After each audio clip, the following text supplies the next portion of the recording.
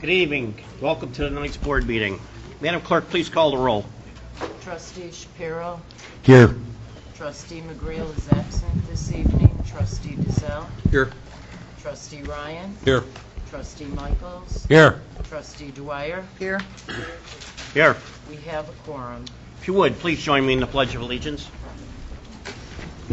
I pledge allegiance to the flag of the United States of America and to the republic for which it stands, one nation, under God, indivisible, with liberty and justice for all. God bless America. Amen.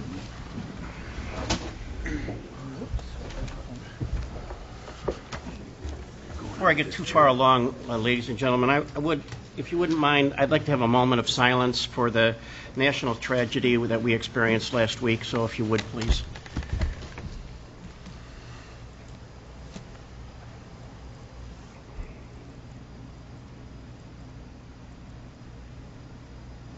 Thank you very much. I will be returning the flags to full staff tomorrow, as I believe most of the victims have now been buried at this point. And we're sorry to see things like that happening in our country, but it's the world we live in today, I'm afraid. Moving along, Madam Clerk, do you have a bid opening this morning? What is this morning? I do. Or was I asleep? Wake up. Because it's the longest day of the year. It is the longest day of the year. That's right, the first day of summer, right? There's also a full moon tonight. Oh, yeah. I don't expect anything to go smoothly. Okay, 4 bids were received for the water main extension at 120th Street to 123rd Place. The bid data was placed in the Alsip Express. The publication date was the 9th of June, 2016. The first bid is from Rico Construction Corporation, Post Office Box 672, Alsip, Illinois.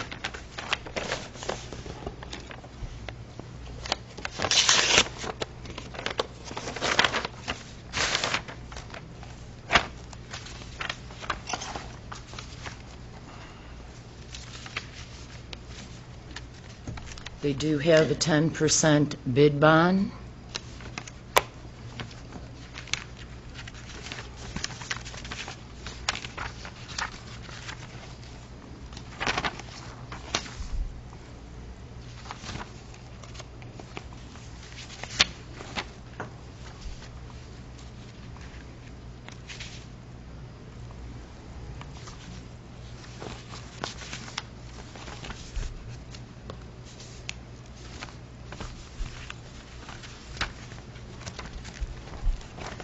And these are so much fun to look through these packets. This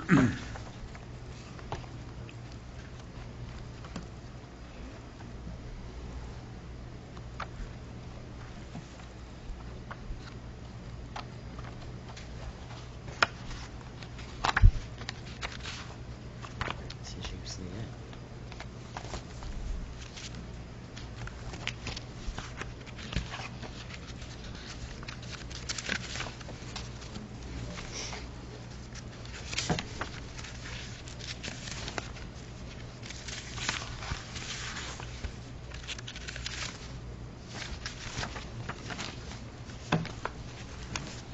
The grand total. So their amount appears to be $82,886.00.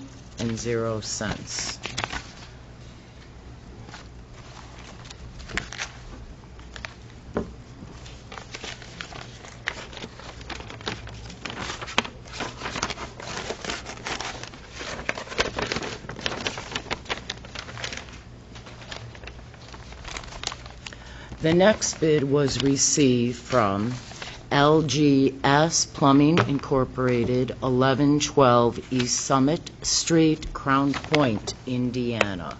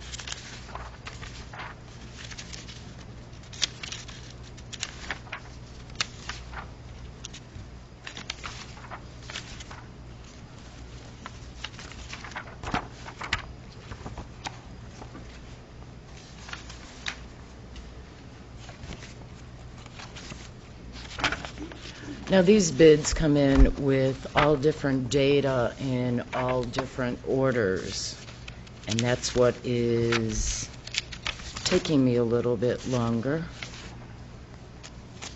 They have a 10% bid bond.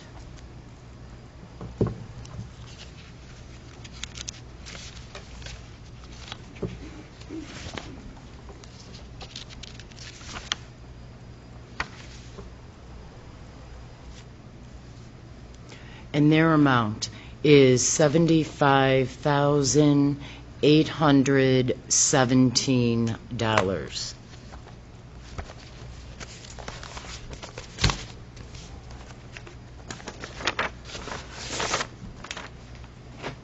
The third bid came from R.J. Underground Incorporated, 5330 50th Street, Suite 200, Kenosha, Wisconsin. This is a good trend. The cost is going down so far. Don't hold your breath.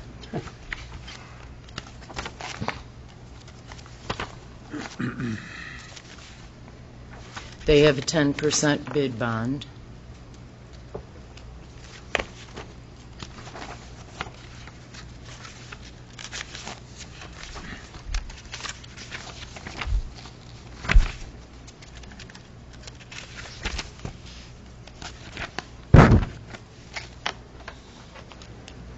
Their amount is $137,289. Yep. The fourth and final bid is from Construction by Camco Incorporated, 2125 Oak Leaf Street, Joliet, Illinois.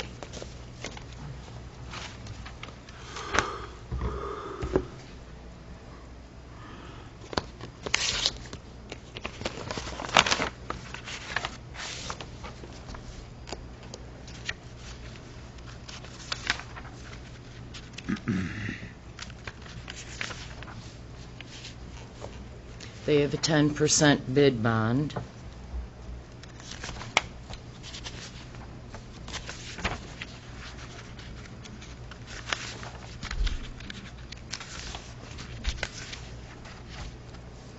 And their amount is $111,469.00.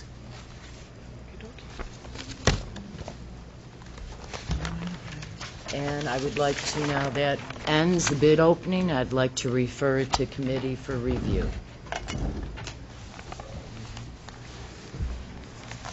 Officers' report, starting with myself. First thing I have on the agenda is the mayoral appointment of Tom Stasinski to sit a 3-year term on the Fire Pension Board. Tom, I think everybody knows who you are. Mayor, is that May 1 through what? What are the Don't have it actual on dates here. for the Do term? you know what the dates are offhand? I think July 1. Yeah. If I remember. It won't be effective until after sometime next week, I believe. Yeah. Be effective sometime next week. We have a little difficulty in finding somebody that wanted to do it, mostly because the state statute changed. And how many hours of school do you have to go to be on that board? 24, then it's 15 every year after that. And 16 year every year after that. Most people didn't want to go through the training to do that, and so Tom has volunteered. I told him to hold off. I wanted to find somebody, a civilian if possible. Just didn't happen, so Tom is what we have. Yeah, Mayor, I mean, We appreciate you standing up for it. Mayor, that would be my only question, and I do appreciate Tom standing up for it, but you've got all the members of, I mean, they're pretty much all on, either fire department guys or former fire department guys, and I mean, where's the checks and balances there? There is none. I mean, I don't know how the rest of the board feels about it, but, Are you volunteering? See? That's Actually, probably- by state statute, I believe it's the mayor's determination only. I don't think this is advice and consent of the board. Well, that Article three or- wasn't the question, though, that all 2 active fire officers report to chief, and potentially, that's a conflict of interest. All 5 members of the board and the mayor are currently being paid by the village. 4 members of the board either directly or indirectly report to the mayor. All 5 members of the board and mayor have worked for the fire department. All 5 members of the board and the mayor are currently or will get pensions from the village pension fund. It's kind of a conflict of interest not to have any business people or some other. Are I you know volunteering? you're making the face, but I'm sorry, but I think that that's kind of not how we've ever done it before. Are you volunteering? I couldn't even if I wanted to. So Well, that's what I said. I don't have any other choices, okay? This is it. you so it's either that or we're haven't short a reached- member- You we're haven't short a member of reached the out board. to any business people or to make it. Are you more aware of a- anybody that, I mean, we've been asking for a couple of months now, and Now we've been looking. it's the new law that the state statute, it says that we have to go to school, and the people just don't have the time or don't want to be bothered with it. So, Well, the fire pension board makes duty disability decisions, and all 5 members of the board will likely be getting a pension from the village. So, almost everybody that works for the village will ultimately get a pension. I don't disagree with what you're saying, but I don't have any other choice. So unless you've got somebody that's willing to stand up from time to time, we have to appoint somebody that well, board. it Either kind I of leave the raises board question short about somebody, the independence of the fire pension board. either I leave the board short of a pension person, or I appoint the chief who has volunteered to do it if nobody else would. So right now, you can even have a majority vote, if we even out. We have a couple big decisions coming up in the near future. And I also might want to add that there has been a chief on this board before, Chief Geraci, Yeah, you're right. for many years. Absolutely. Was the whole board firemen or retired firemen or active firemen? Was there any business people? Because I know that's how it is for the police department, isn't it? We do have Ken Olivan on the board, and we do have Kathy Dickerson, who's a representative from the bank on the board. So there is 2 outside of the fire department on there. You also have our finance director who attends Yep, those Ken meetings Oliver. for advice. Yep. Well, he just mentioned that. But that, Not voting, though. Right, not non-voting. So as you said, Trustee Dwyer, you've got 5 voting members who are all current or former firemen on the pension board. I believe, is the police board the same way, the pension board? 1 retired, 2 active, and then 2 non. Mayoral appointees. Yeah, mayoral appointed. Because they used to have 2 businessmen on that committee, correct? Yeah, Before the recent appointments. yeah, I don't think it designates businessman, it just has to be 2 appointees. Correct.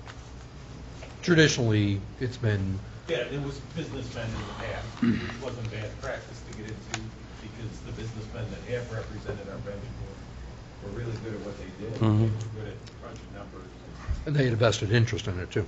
yeah, really new investments and stuff. Mary, are you aware of anybody? No, I haven't thought about it. Yeah.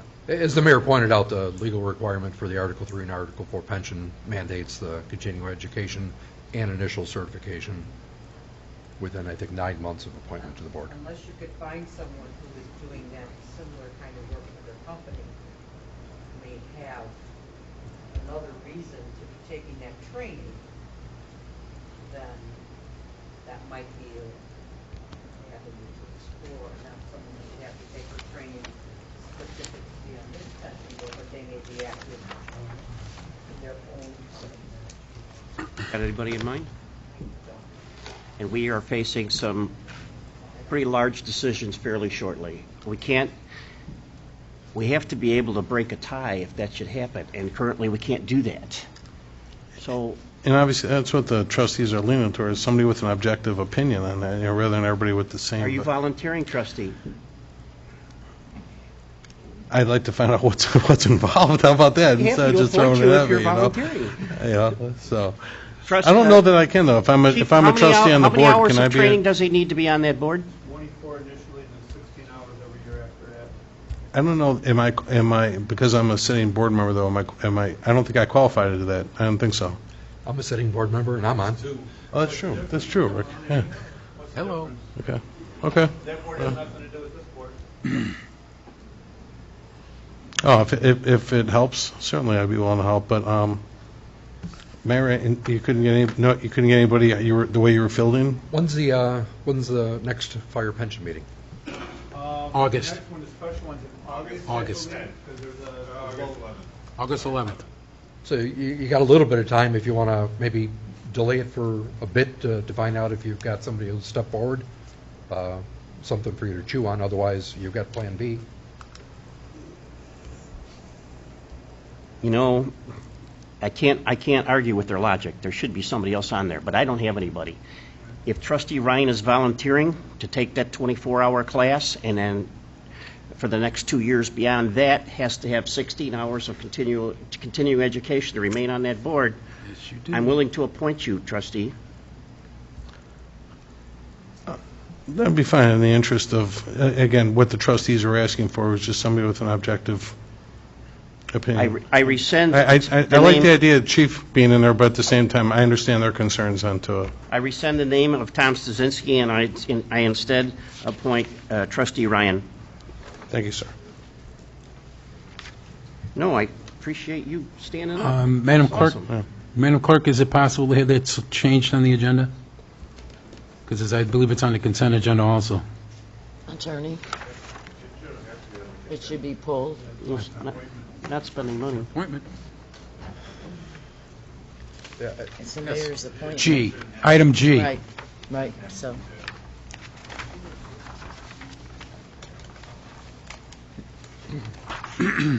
Which does not need to be voted on. So it should not have been on the consent. Right. It should have been on the consent agenda anyway. It's not something to be voted on. Okay, moving along. Okay.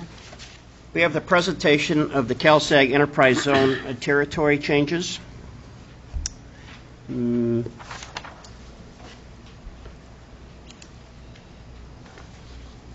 If the light's green, Ms. Mary Schmidt is going to tell us all about that.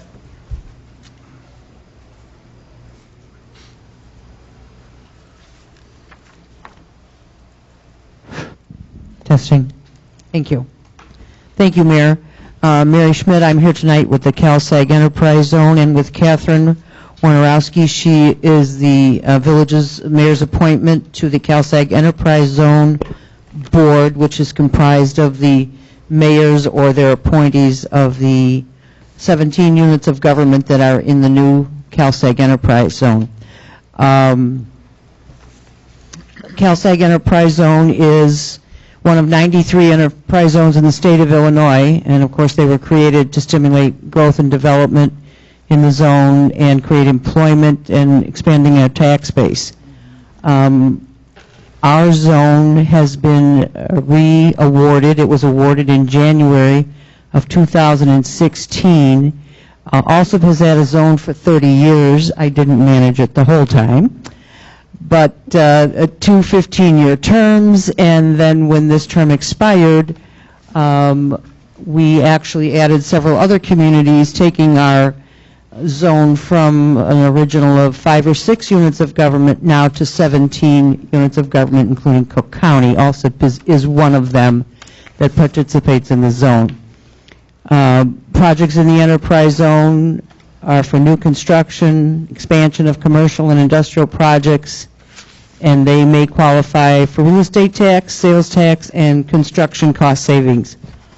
The incentive is good for commercial or industrial property classes or 12 or more residential units that remain under one ownership. So individual townhomes and apartments don't qualify, but if you had a major townhome, senior living, apartment complex that all remained under one ownership, that could qualify under the terms of the agreement.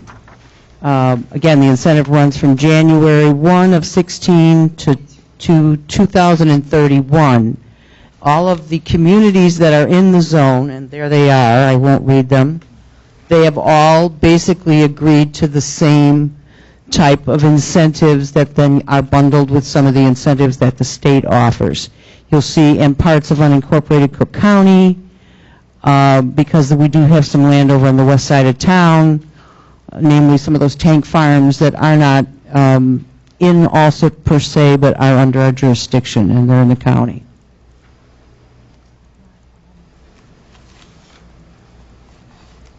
Right, as Catherine points out, not all the applications that were submitted were awarded a zone, and this was really more of a competition than we ever believed it was. Before our last two extensions and our last two new applications, you fill out paperwork, you send it back.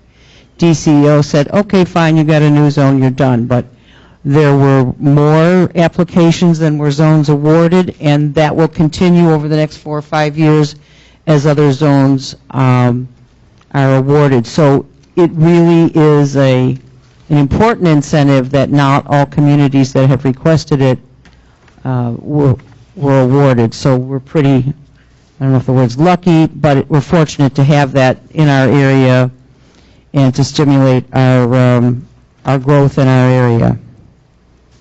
This is a map of the enterprise zone. Doesn't tell you much, does it? But you can see sort of the configuration of the zone, and you can see how there's these little connecting strips that run all the way around the map through those communities to make them all contiguous and to make them all adjacent to one another so they all hook in together. There's also this map, again, which gives you in the different colors in the different communities that are in the zone, just more for your information than for any, being able to pinpoint where a particular address is. We'll talk about that later because there are ways to find out exactly what is or isn't in the zone. Okay, so the incentives basically for the enterprise are the sales tax abatement on building materials that are used for the projects in the zone, and that comes with an Illinois Department of Revenue building material sales tax exemption certificate that is issued from our office. There is a 50% abatement of the municipal portion of the real estate taxes on any new value, only new value, that the project were to create for the first 5 years. However, if the project's in a TIF or it's getting other property tax like 6A, 6B, any other class property tax abatement, then they do not receive the real estate tax portion, but they still can get the sales tax abatement. And that's probably the biggest incentive, is the sales tax abatement. And, it doesn't hurt any one municipality because typically they don't buy all of their building materials in any one community anyway. So it kind of spreads it out all over the state. Again, the village of Alsip and all other of those communities that we mentioned are offering a 50% discount on the local building permit fees. That doesn't include inspection fees or other fees. They follow the local ordinance. And then there's a state use gas tax exemption for zone businesses that by filling out the paperwork and sending it to the Department of Revenue and to the gas provider, they don't have to pay the gas use tax. And that was particularly interesting several years ago when we did an extension and we added the paper mill and we added Union Carbide, because they were big natural gas users from a provider outside the state of Illinois, and they actually petitioned us to add territory to the zone to include them, and at that time we added them in the whole annexed Pro Rogers portion on the west side of town. So that was a big incentive to them. So all projects complete and submit an application to the zone office prior to ordering any of their materials, getting their permits, or start of construction to receive benefits. This is perceived that this incentive was encouraged them, motivated them to do this, and to do this in this location. So projects that have already begun, they don't get the full benefit if they decide to apply late, so it's before. Then we typically will send each of the building departments a form regarding the project, what's planned, the typical amount of construction, when it's supposed to start, when it's supposed to end, and then once the building department has processed the permits, then they send it back to our office, and we continue on with our processing through the state and the county. And we issue the building material exemption certificate, which I mentioned earlier, and that certificate is used by each contractor when they go to buy their building materials. They present that to the building material supplier, and then they're not charged the sales tax. That's a significant, that can be 8.5%, 9.5%, depending on where you're buying it. These are some projects that were done in the enterprise zone. You can kind of look those over. The ones that are highlighted are the 3 newest ones. Interestingly, all 3 of those were not in the CalSeg enterprise zone before we amended it. So both Dunkin' Donuts and Taco Bell, with the inclusion of Pulaski Road, TIF, and then R.M. Lucas is over on the west side of town on Laramie, and they were not in the enterprise zone until January of this year. But you can see some of the other projects that we've done. There's probably more because, as I said, this zone goes back many years, but lots of really good development have occurred in Alsip because of this enterprise zone.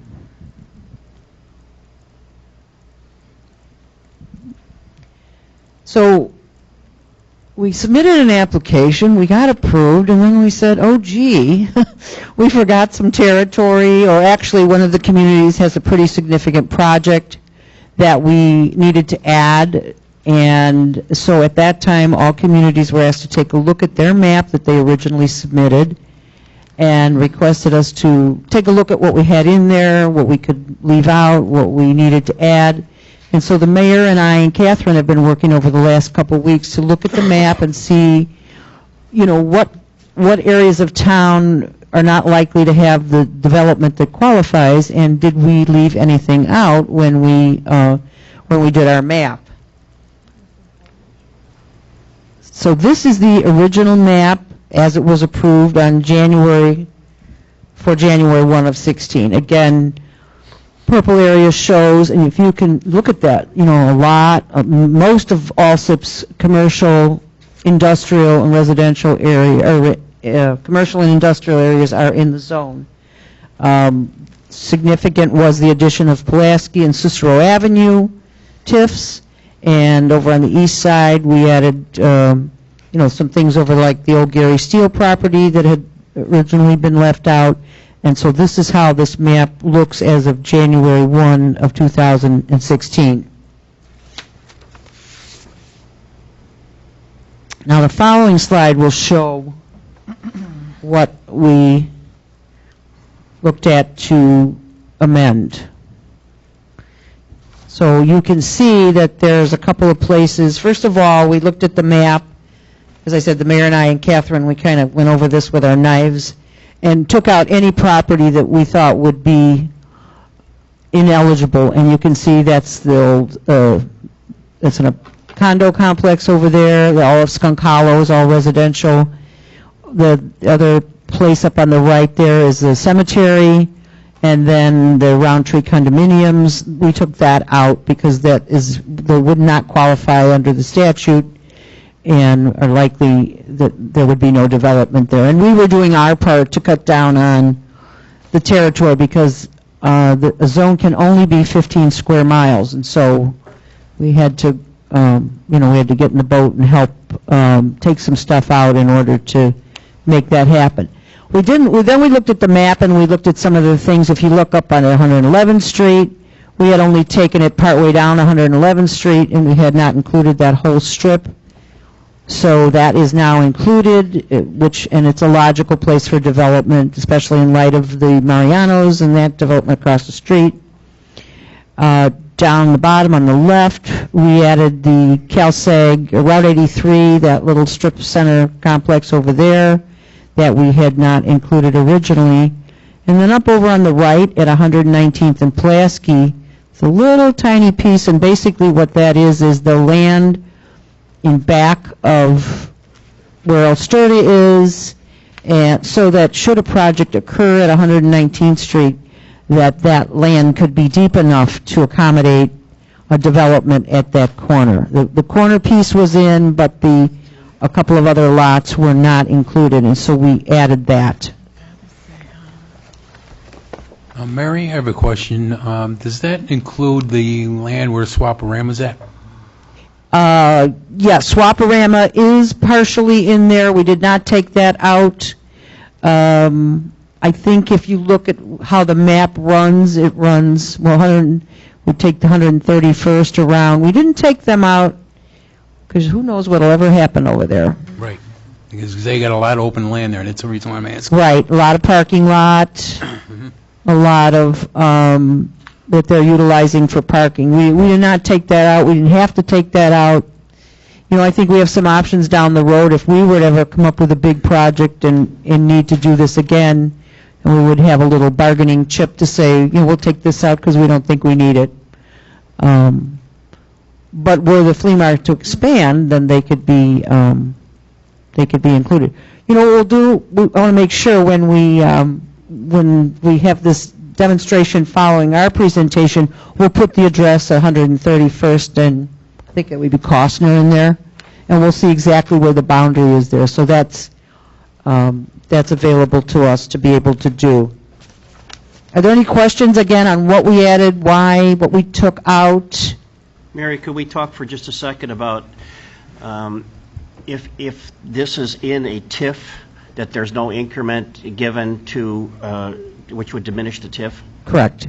If the real estate tax abatement, they cannot take that along with the TIF if they are in a TIF, because those TIF funds have already been allocated through a formula to make that all work. What can happen, though, is that you can use your TIF funds in those projects that are in the TIF, but you use them more as a payback for work performed or new value created or sales. You can do a lot of things, but they cannot adjust the property value, property tax value.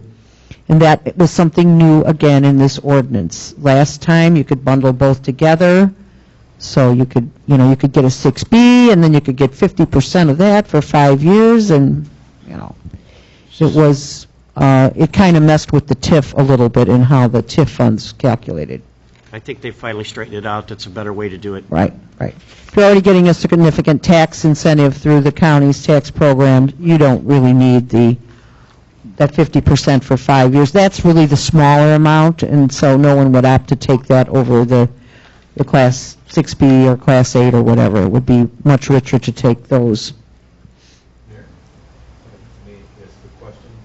What does this mean to zoning to certain areas? Like hypothetically, that when you take one of the houses on 111th Street that's currently a house, now that it's in this zone, It would have to be rezoned in order to comply with that area, but it could be, it doesn't change the ability for you to rezone that. All it does is change the ability for us to offer them some incentive to do that. And since it, again, as I mentioned before, since it's across the street from a fairly nice development, it's hopeful that those homes there, won't be homes forever, that there'll be some other kinds of businesses which will play off. Or vacant lots. Her property. That's what we said about Pulaski 30 years ago, so. Know anybody that has a house over there, Chief? Just saying. Vacant lot. Right. Again, Catherine's pointing out to me, I wanted to mention, one of the reasons we added the little portion down on Route 83 there is because that Cal-Sag Trail runs through there. And so you may see some ancillary businesses there that would serve the trail eventually down the road, restaurants, bike shops, drive-up bars, whatever, however that would work. Okay, so then again, our map as it stands, we have 3.23 square miles. I will point out that we have the largest amount of land in the enterprise zone. That's a good thing. But we also have the largest industrial base in the communities, and so, they kind of go hand in hand together. Okay, this next slide it shows you how the map looked in January. The two comparisons, what was in, what we took out. Right, that way you can and then that shows you again what we actually did take out, and you can look at, see the difference in the two maps. You don't have to hold them up together. Again, I have to thank Catherine, because let me tell you what, I know my stuff, but I don't know PowerPoint at all, and she really helped. She really put this together and made it look nice, and I know Trustee Giselle likes pretty pictures, so we want to be sure. We have plenty of those. Okay, so moving along, adopting the changes. So all the CalSeg Enterprise Zone members, that's the board that I referred to, in conjunction with the Cook County staff, our consultant, the Center for Neighborhood Technologies, who led us through the first phase that was approved beginning of this year, and now is doing this expansion, and South Suburban mayors and managers who've been a major player in bringing the communities together, putting these applications together, helping us get some funding from the county to do this work. They have been very helpful, and they're in the process of continuing to prepare the application that will go to DCEO for their approval. And again, they don't have to approve it, but it's more likely that they will approve a boundary amendment. That's pretty much is a lot easier sale than getting a new zone. So since we have our new zone, we're confident that we'll get our boundary amendment. On June 2nd, we held a public hearing in the zone and went over the map changes and refreshed all the communities, all the members of that board, and any interested residents as to how the maps were being reworked and to show the changes. So every community, Alsip included, is going to be asked to adopt the new ordinances and the new intergovernmental agreement to reflect the changes. Again, I will say to you, there are no changes in the incentives that are being given than what's currently offered, no changes in how the zone works, runs. The only change is basically the map and the new territory that we have included in that we've taken out.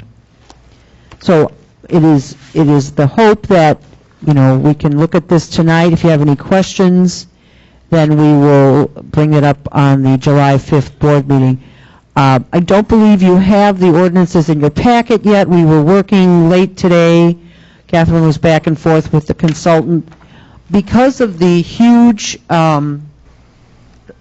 because of the size of the legal description, which changed from a meets and bounds description in the first application to an actual, you must submit all of your PIN numbers in this new application. When we say there was like 600 pages, so we couldn't, the original ordinance that was proposed says are attached. Well, there's no way that we're going to attach 600 pages of PIN numbers on a spreadsheet. So we've reworked the wording of the ordinance, and the attorney is working on that to make that mirror our Alsip ordinances, but there will be some links to to a spreadsheet, to a map, which will show the public and anyone interested what the PIN numbers are in the enterprise zone. So that will be part of the application. It will go to DCEO. It will also be available at South Suburban Mayors and Managers on their website, and then it'll be on the CalSeg Enterprise Zone website, so that anyone that's interested can easily see what we're talking about, or if they're interested, see if their particular address is in there. But this is by PIN number for now.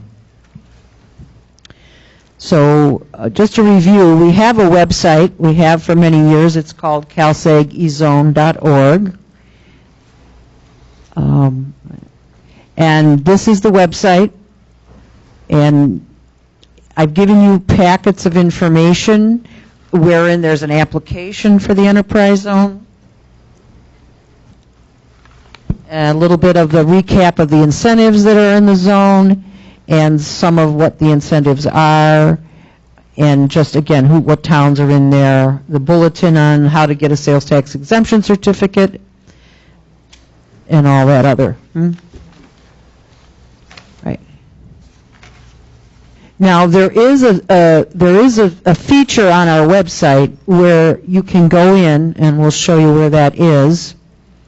I'm not going to cover that in this because this is part and parcel of what the South Suburban mayors and managers have developed with their GIS system. So I'm not going to demonstrate that. I'm going to let them do that. And but there is a way to go on our website and to search. We'll go to that. Okay. Then when I exit out. All right. I think, what have we got? One more page. And then that's the contact information, the email, either our office, mayor's office. Are there any other questions or comments or? Mary, would you speak momentarily on the Cook County's involvement in this?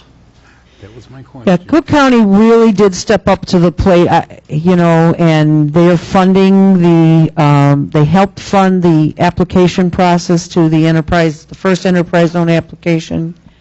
This application process is actually being funded by the developer of the very large project that has requested to be added to the zone. The county has agreed to provide seed funding to the zone to help in the operations, and then the zone basically functions on administrative fees which are charged.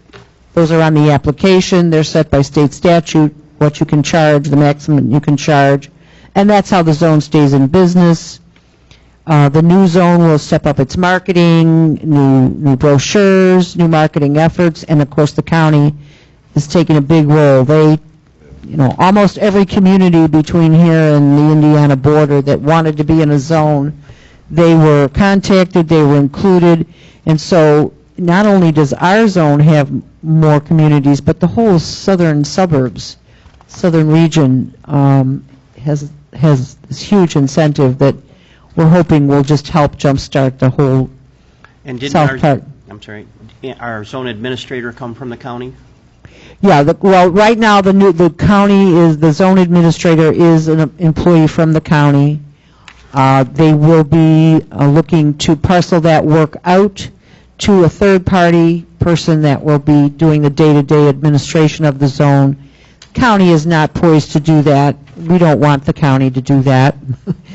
It needs to be done by someone who's out here in the field, and the county agrees. But they've been very helpful in funding the application process and in giving some seed money to this zone and one or two of the other zones as they come on board to help run the zone in advance of the fees that will start to come in. I only mention it because we do owe them a debt of gratitude for all that they did to help get our zone up and running, and now that we're operational, it's time to give them some kudos for all their efforts, and you as well, Mary. So.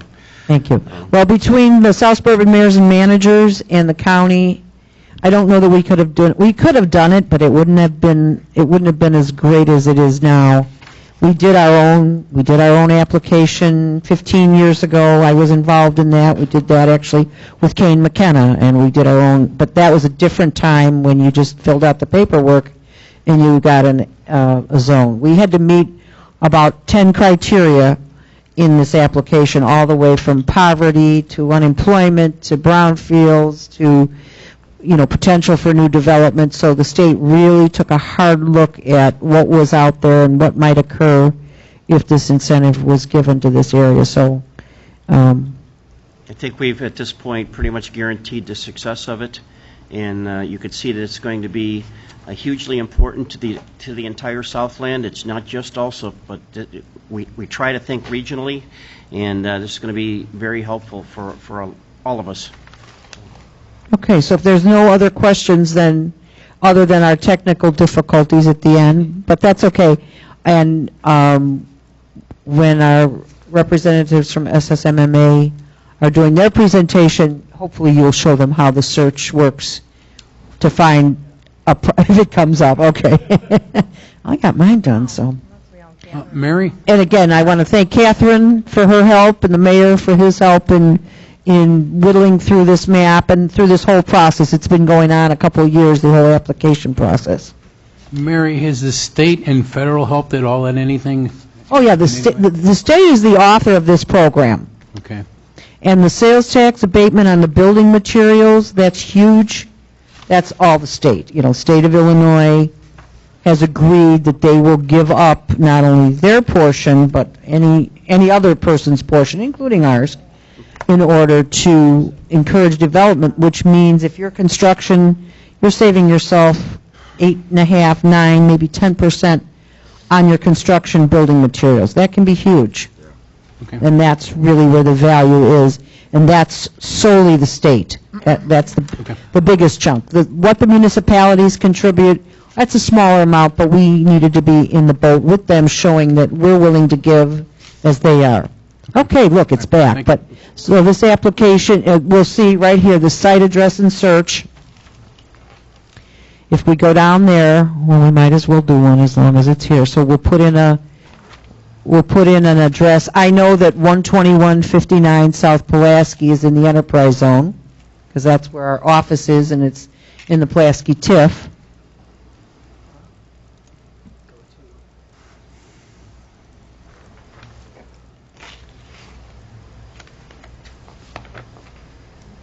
Yeah, I just, Type it in and it goes up. 121. 12159 South Pulaski. So you will see how, the great thing about this is if you're talking to a prospect and you want to know if it's in the enterprise zone, you don't have to call and ask. You can look, or anyone else that maybe 12159 South Pulaski, 60803. So we do have lots of people who call us now and say, we know that we're in the enterprise zone. And this mapping tool has become, I don't know how we would have done it without this mapping tool, because every time somebody added a block or two in the zone or wanted to take something out, we'd send it to them and they'd fix it and take it out and say, here it is. So. Well, we're leading into the presentation and discussion from South Suburban Mayors and Manager Association, GIS Consortium, which these gentlemen are here to show you what that's all about.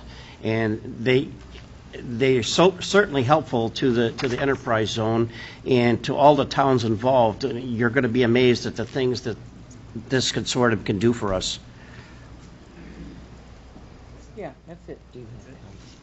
Does the taxpayers violate inside? Catherine. Do you have cards for both of them? Cards.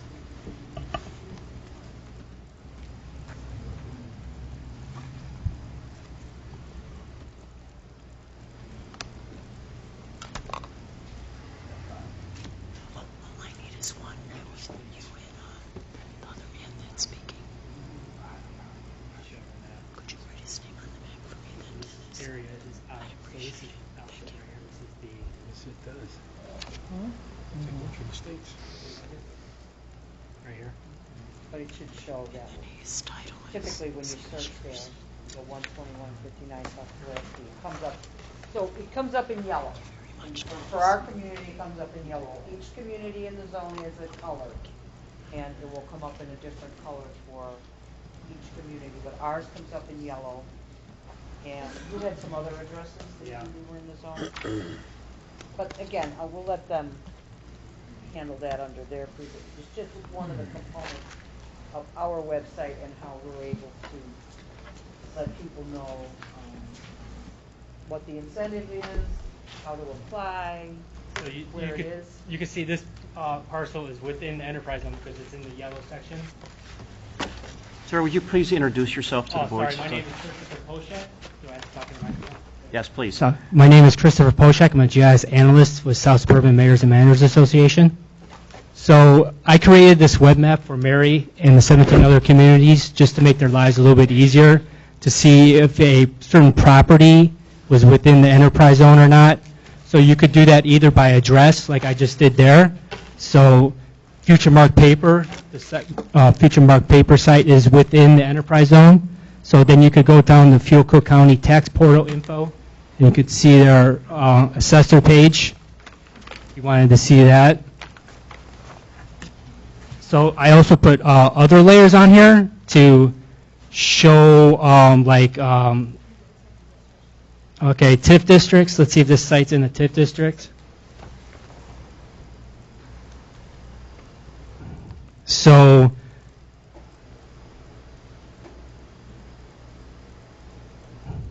So this site is not within a TIF district, but let's take a look at You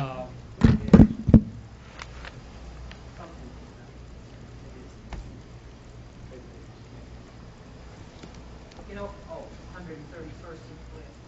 No, that's not necessary. So hold on. So if you take take this off, Chris, take your little signifier off. Yeah, right there. So if you see, the Alsip enterprise zone is the yellow that Mary spoke about, and all these red outlined areas are TIF zones. In Alsip, we have ours here, which is 127. This is the one just, you can see it gives a lot of information on the TIF district as well. And then, you could also see if it's in a flood hazard zone. here's the flat E-TIF there, the two of them. So there's the flood hazard zone. So this area is in a flood. So this area is in a floodplain. So is this area. So they could,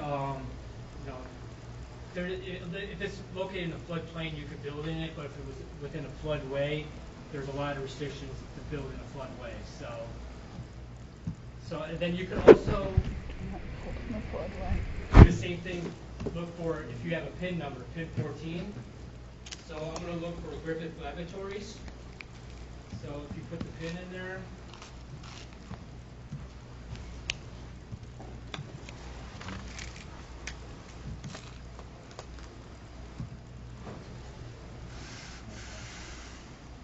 assume you're straight into this site, and this site is also within the enterprise zone. And then you could also look at their tax information too on the tax in Cook County Assessor Tax Portal site. So this is just a little web map I just made for Mary and 17 other communities, just so they could see, very simple map. So, and then they can see if they had other economic incentives within that area also. So, I mean, we're going to be updating this map because this is still the old zone or the zone that's been, approved. So this will change when the zoning, when the changes of the enterprise zone application process finishes. I will be putting the new zone on here. So hopefully within, by the end of summer, early fall, we would think the new zone should be approved. So yeah, so this is what I made Mary and 17 other communities, just to show some of the things we could do for you guys with RGS capabilities. So this is one element of the GIS function of SSMMA. So unless we have questions or comments on the enterprise zone, then we'll conclude this and let SSMMA take over and talk to you about the consortium. I don't know if we mentioned, you will all receive emailed to you by the end of the week, correct? From the attorney, the language for the new IGA and the new ordinance, which will explain how to find, where the legal description and PIN numbers are. It will be in the village of Alsip's normal format of this. But you can have that this week so that you can look at them. Yeah, I can attach the maps to the ordinance. The other ones will set up by link. You don't want 800 pages emailed to you. But you would know where to go to find it. Who currently has access to this? Everyone, it's publicly viewed, so everyone has access to it. Okay, and ezone.org. Right. okay, so if I was a business developer, I would want to go to that site to find out what's going on? Correct. Okay, thank you. Go ahead. Okay, show us. All right, good evening, everyone. My name is Dennis Latto. I'm the Director of Transportation for the South Suburban Mayors and Managers Association, and I'm also the Director of our GIS Consortium. So the South Suburban Mayors and Managers Association, for people who aren't aware, it's an intergovernmental agency. We represent around 44 municipalities in South Cook County, into Will County, and a little bit in DuPage as well.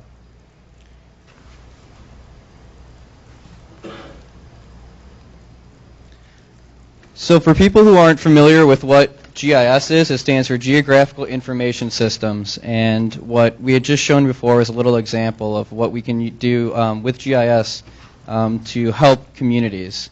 So it is a combination of hardware and software for capturing and managing, analyzing any spatially related data.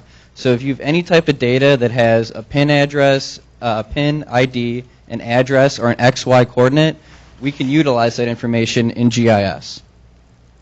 What you're seeing here is kind of a visual of what layers look like, and we'll talk a little bit more about that.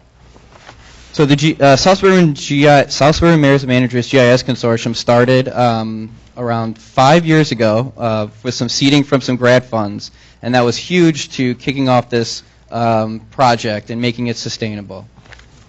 We work in collaboration with Cook and Will County. We have a great collaboration with them, and we have data deals, so we get a lot of their data firsthand without having to pay for it, which they in hand sometimes charge communities and other private entities for this data, but we have it all for your guys' benefit. And the whole idea of this consortium is to utilize cost benefits based on economy of scale. So when I started working here, I worked as a GIS analyst and as a planner for communities in the west suburbs and North Shore. And these are communities that have been utilizing GIS for 20 years now. And when I started working down here, I soon came to realize that many of our communities did not have this capability. And so this is really where South Suburban Mayors Managers came to the plate to kind of help out, get some grant funding, and really make it economically feasible for these communities. So what we provide is a web-based GIS platform. If you were to create your own in-house GIS, you'd have to order, buy licenses, probably buy a new computer, and you'd have to staff and your own GIS analyst. That can be costly, time-consuming. Some of the communities it's just not something they're looking to invest in at this moment. So where we come in is we offer a web-based solution where we will actually run in-house a lot of the GIS stuff, and then we will push it to you guys via the internet, kind of like what you just saw before. And I'll show you examples of this. So current members we have right now are listed. Blue Island is right next to you. Midlothian is close. And then we do get some CDBG funding from Cook County. As I said before, we are in really close ties with Cook County. They've seen the value of our system, and they gave us a little bit of money so we can do some basic GIS functions for some of our communities that can afford it. So what can SSMA offer with their GIS consortium? We can help all facets of your municipal branches of your government. Planning and assessment, data creation and management, conversion, cartography production, such as making maps, exhibits for you, GPS data collection and mapping, which is really useful for public works and fire departments, real-time GIS, that's incorporating live feeds into your web viewers, geospatial analytics, and custom web maps, which I'll show you some examples of. So another key thing that we use is it's all built off an Esri platform. And Esri, you might have heard of them, ESRI, they're sometimes referred to, is essentially the Microsoft of GIS. They're like the Google for GIS. And we use their platform, which is always getting updated. It's the newest tech.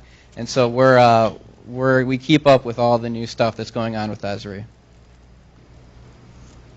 So this is just a little diagram showing kind of what some of the solutions we can provide for. We can help with transportation, economic development, housing, planning and development, spatial management, archiving data, things like that.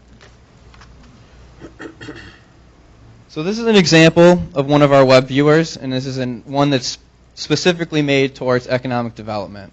And this is a regional viewer that we have in-house that we use to promote to developers, business people, and village mayors and managers when they need to kind of look at some regional economic development data.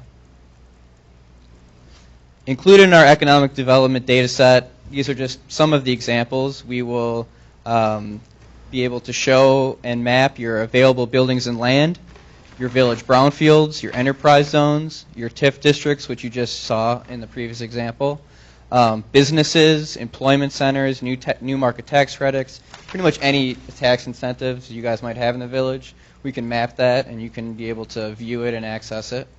Site remediation, water capacity demand. I mean, the possibilities are endless. This is just to kind of show you some of the opportunities. This is showing the TIF districts. This is an example. And this is a custom viewer that we've made for Riverdale. And you can see that they have one of their key development sites on here. It's in the blue. And within that, we've got their key parcels, which they're looking to either develop land on, remediate. There might be some brownfield issues. So this is a really beneficial tool for them to be able to kind of show what their big plans are for their community, and as well as to show possible developers in the area. You can change base maps. You can switch between maybe 20 different base maps if you want to see topography, if you want to see aerials, you want to see streets. It's almost like when you go on your phone and you go to Google and you can kind of change your base map, or you can turn traffic on. With this system, you have an endless amount of layers, 200 or so that you can turn on, and they're all predicated to what you guys see as priority layers. So what's nice about our system is everything is interactive, so you can go ahead and just go, okay, what is this? You can click on it. It'll tell you this is a freight rail line, and it's IHB, it's Indiana Harbor Beltway. You can click on the pins like we showed you in the previous example, and it will show you address information and a link to their assessor office. And that's a really nice feature that's unique to our system. For your community development and planning department, we can map all of your zoning for you, your building footprints, bike trails, land use, forest preserves, subdivisions, and building footprints is a really nice feature to have for a lot of your different departments, being able to see exactly what are the actual building footprints that you have in your community. This is showing some housing layers. These are HUD, low-income community housings, but we can do a big one is foreclosure data. We have a subscription to this foreclosure service, and that's a real-time feed. So every other day, I think it's updated and it's integrated into our web viewer, so you can see local foreclosures in your community. And I should state that all this stuff is sensitive. It's all up to you. What information you don't want your public to see, they don't have to see. But we can also create a public viewer where you can see some of this information.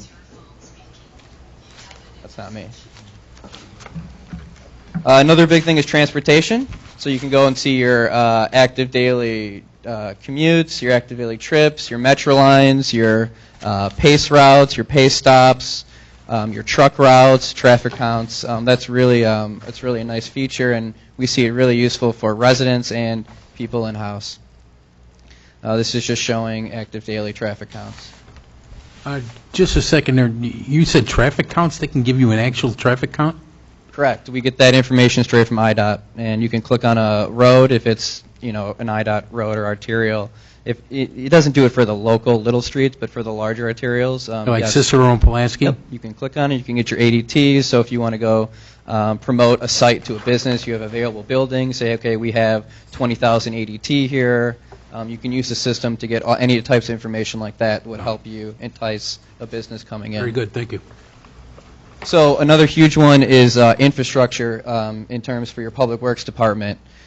We also have a collaboration with MWRD, which is our wastewater entity in this region. So we have all of MWRD's their owned lands and their interceptors, as well as what we would do is we'd come in and we'd map all of your storm mains, your sanitary mains, your edge of pavement, your sidewalks, cell phone towers, hazardous pipelines. I mean, you name it. We'd work with your public works officials to figure out what the priority layers and data is for that part.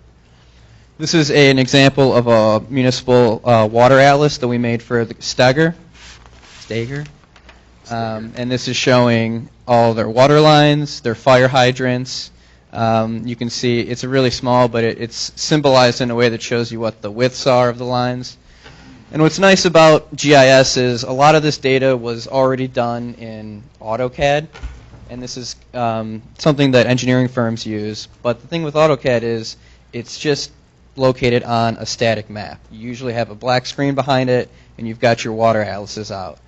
Then if you want to know what the width is of your water atlas, it's essentially you're just drawing a line and you're saying this is a 12-inch diameter, and that's as much information as you have on it.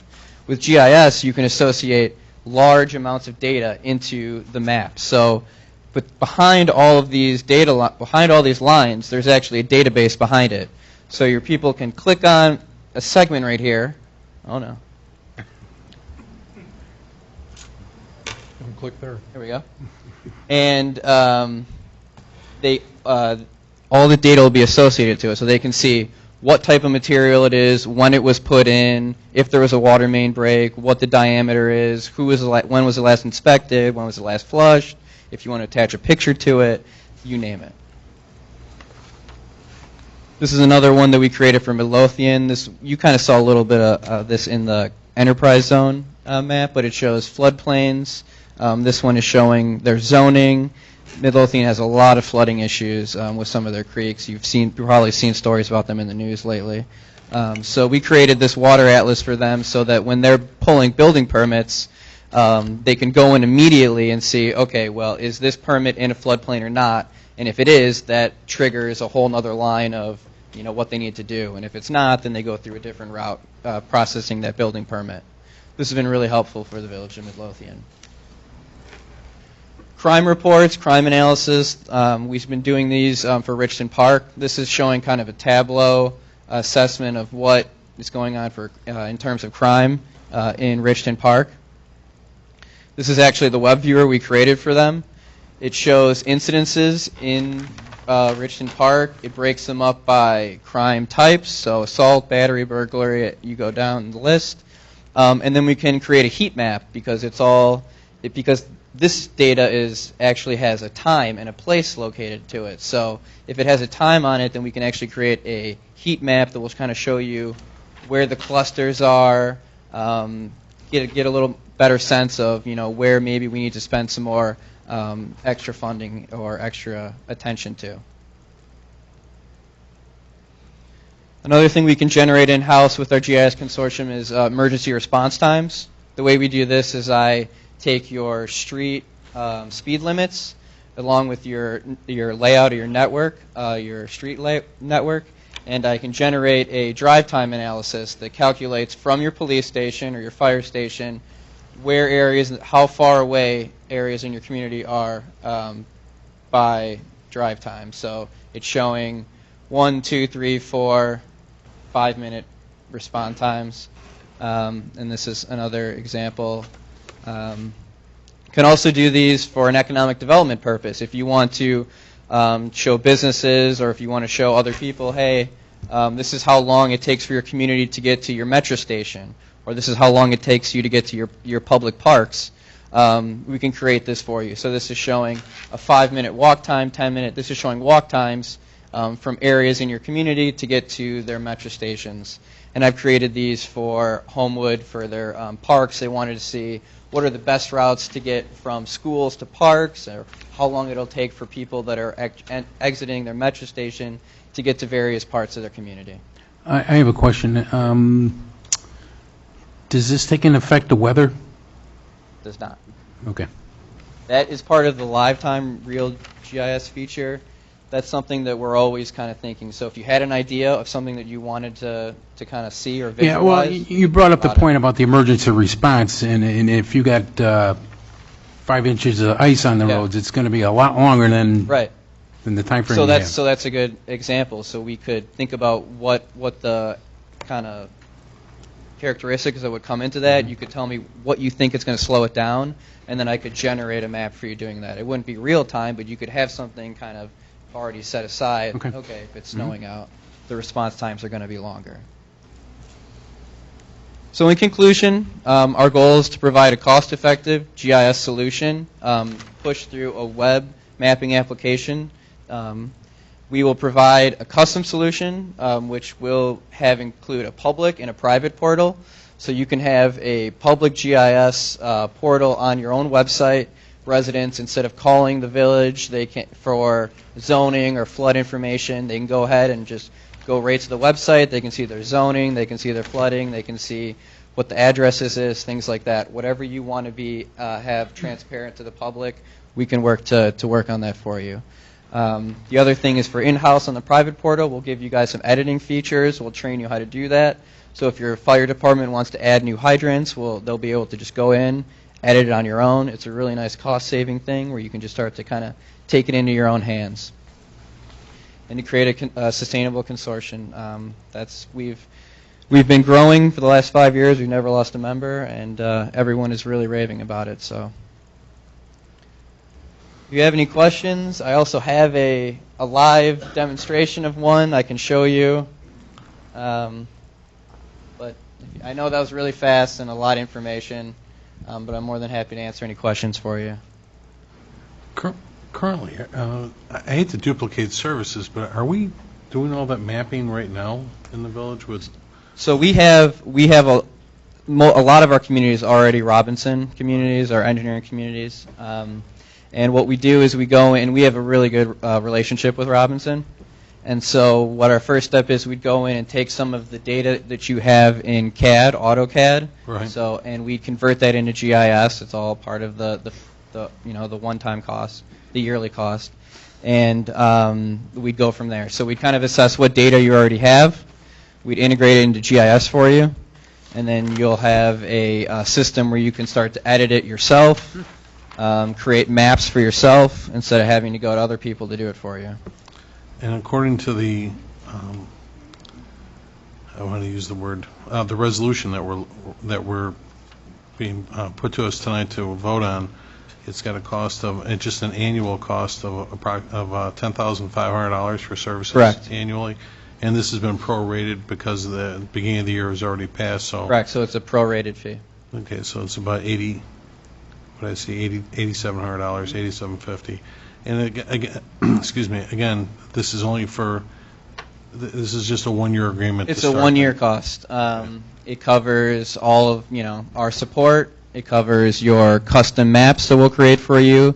Covers the data conversion and creation that we'll do. We'll go in and we'll see what you guys have. We'll convert it into GIS format, or we'll find what the gaps are. Say you don't have your building footprints already done, which you probably don't. That's when we'd start working on it for you.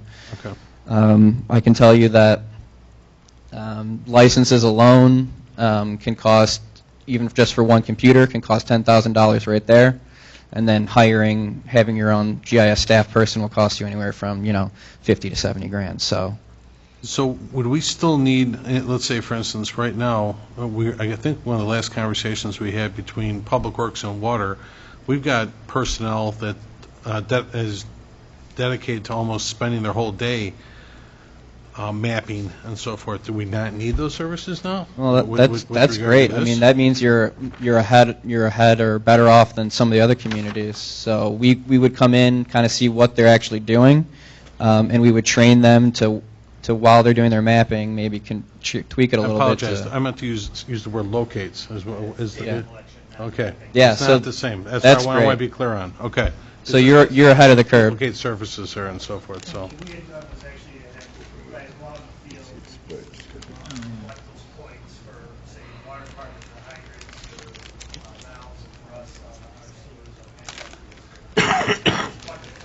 Okay. If I may address the board for the sake of the trustees. Sure, go ahead. For the record, Trustee Wright, I just want to let you know that we had, the department heads across the board have met with this gentleman and had in-depth meetings with them.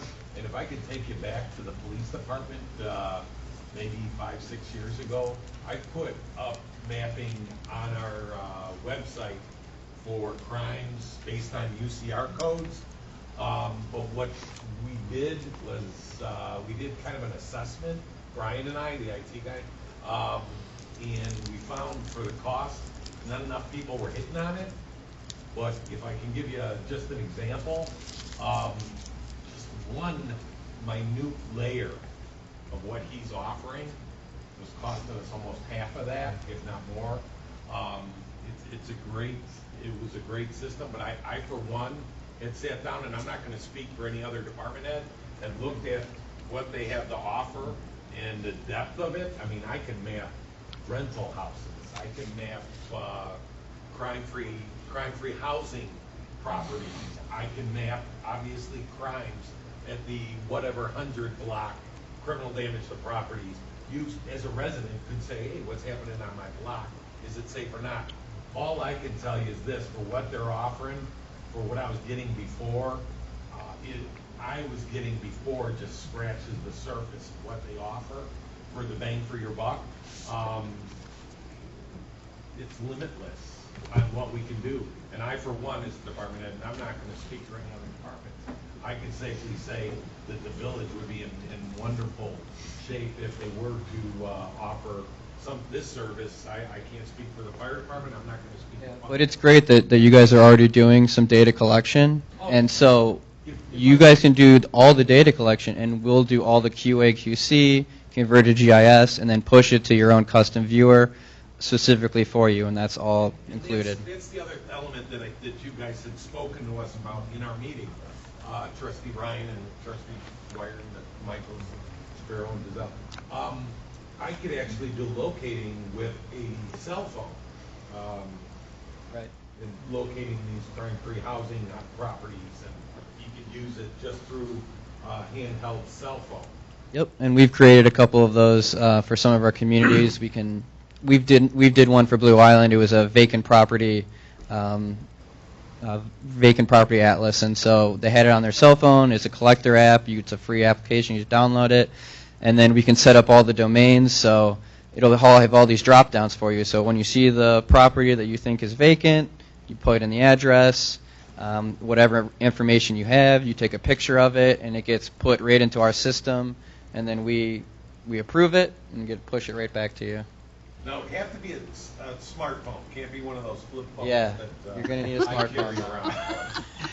Or the Trustees, just for your information, I've held several meetings in my office. Every one of our department heads has viewed this and all said that, wow, this is really great, I could really use this.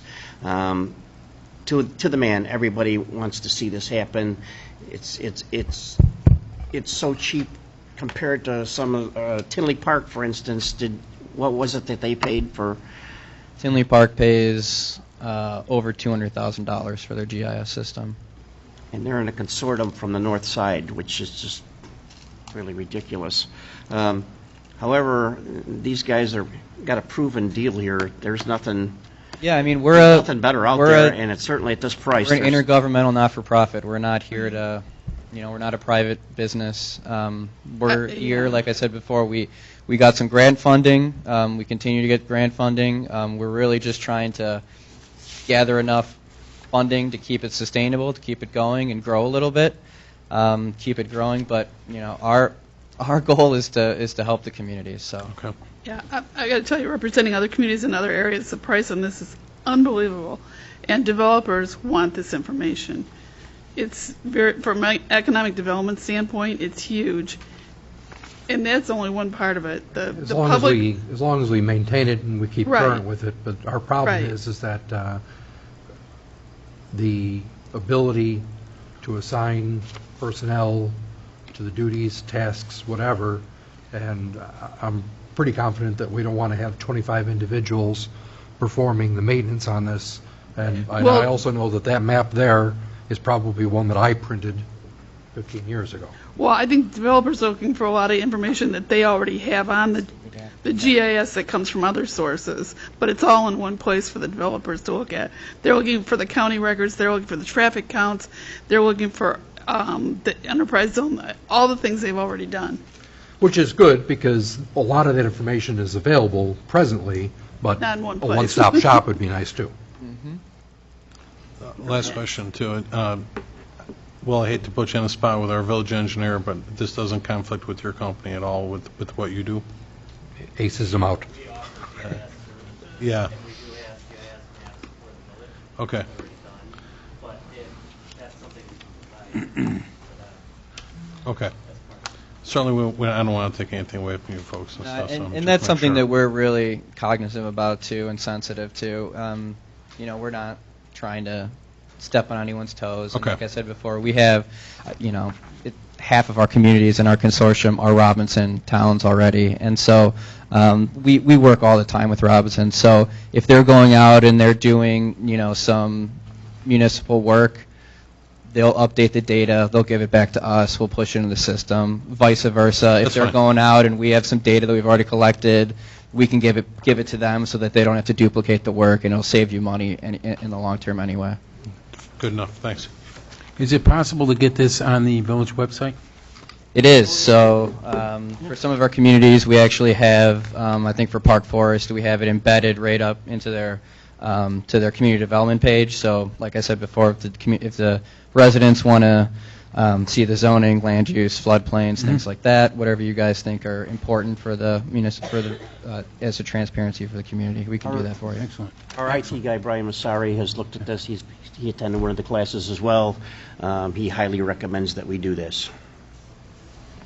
One other thing that that they wanted me to mention was that if you do join SSMMA, the rate does come down a little bit. We give you a break if you're an SSMMA community. And do you provide the ArcGIS software to our people in order? No, to facilitate so all the actual ArcGIS licenses are in our office, and what we'll give to you is a custom web viewer, or however many we need to create for you, and they'll store all your private sensitive information, but they have editing capabilities, and we will train your staff, whoever you want. We'll train them to use it. So you guys will not be buying any licenses, because that's when it starts getting expensive for communities. So we buy the licenses and we push it all to you via the internet. So we create a layer for the So our if you- trees. Right, so if you can go out, GPS, all the things, and then you would just give that data to us, and we do the QA, QC, and the conversion. Or if you have a spreadsheet of all your village-owned properties, you just give us the spreadsheet, and we put it up into GIS for you. Spreadsheets work best. Like I said, anything that has a PIN ID, an address, or an XY coordinate that you guys want to map, we can do it for you. So you create shapefiles from that? We could literally GIS all of our fire hydrants and the mains connected to them. We can keep track of all of our trees. We can keep track of just Signs. anything you want to keep track of. Oh yeah, and there's all those government mandates that are coming where you need to GPS and locate all your signs and things like that. So. Okay. Thank Any you. other questions? No. Gentlemen, thank you so much for your All presentation. right, thank you, everyone. Moving along, I have a request for the approval of a resolution authorizing the village president of the Village of Alsip to enter into a contract to join the South Suburban GIS Consortium and serve as or to appoint the official representative of the Village of Alsip to the South Suburban GIS Consortium Steering Committee. Clerk's report. I was going to read a resolution this evening, but I am going to change that to another meeting in July. The retired Alsip Deputy Clerk Sharon McDowell had some family health issues come up this evening, so I would like Sharon to be here during that presentation. I also have the presentation of the minutes of the June 6, 2016 board meeting, and a request for approval for a block party of the residents of 11500 to 11639 Knox Avenue on July 4th, 2016, from 3 p.m. to 11 p.m. Approval has been received from the Fire and Police Department, and that's all I have. Attorney's report. No report. Engineer's report.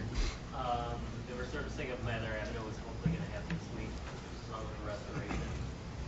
We should be closing up on that project pretty soon. The transfer bins are on hold right now, so the contractor can manufacture the rebar for the walls, and the Jewel entrance should be